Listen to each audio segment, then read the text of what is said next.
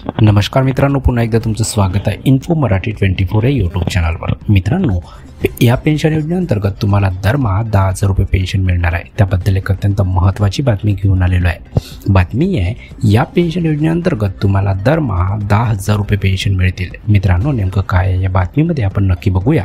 पण त्याआधी जर तुम्ही आपल्या चॅनलवर नवीन असाल तर चॅनलला सबस्क्राईब करून बाजूला दिलेल्या बेल आयकॉनला नक्की क्लिक करा। व्हिडिओ जर कामाचा आणि महत्त्वाचा वाटला तर व्हिडिओला लाईक करून आपल्या मित्रपरिवारासोबत नक्की शेअर करा। आणि हो मित्रांनो, व्हिडिओला शेवटपर्यंत नक्की बघा, जेणेकरून तुमच्याकडून कोणतीही माहिती सुटणार नाही। मित्रांनो, आज प्रत्येक व्यक्तीला त्याच्या भविष्याची चिंता आहे, ज्यामध्ये अधिक लोकांना सेवानिवृत्तीची चिंता आहे। यासाठी केंद्र सरकारने अटल पेन्शन योजना सुरू केलेली आहे। भारत सरकारने 2015 या वर्षी एक नवीन पेन्शन योजना आणली, ती म्हणजे अटल पेन्शन योजना होय। या योजनेचा लाभ सहजपणे घेता येतो। तुमची इच्छा असल्यास तुम्ही या सरकारी योजनेत गुंतवणूक करू शकता आणि तुमच्या सेवानिवृत्तीसाठी 10,000 रुपयेपर्यंत पेन्शन मिळवू शकता।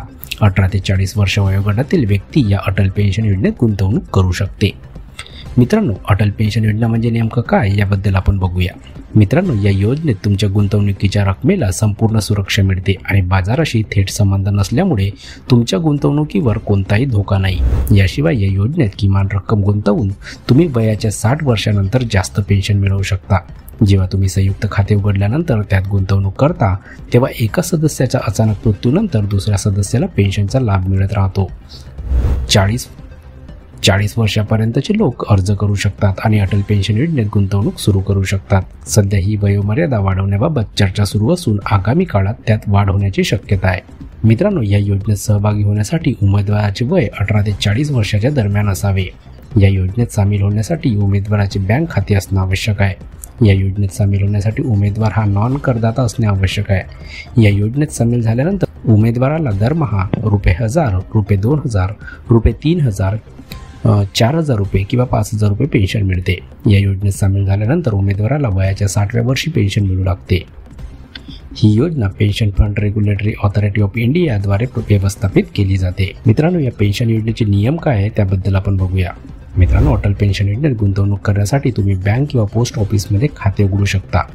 याशिवाय की या योजनेत तुम्हाला दरमहा एक निश्चित रक्कम जमा करावी लागेल। तुम्हाला किती पेन्शन मिळेल हे तुम्ही दरमहा गुंतवलेल्या रकमेच्या आधारावर ठरवले जाते।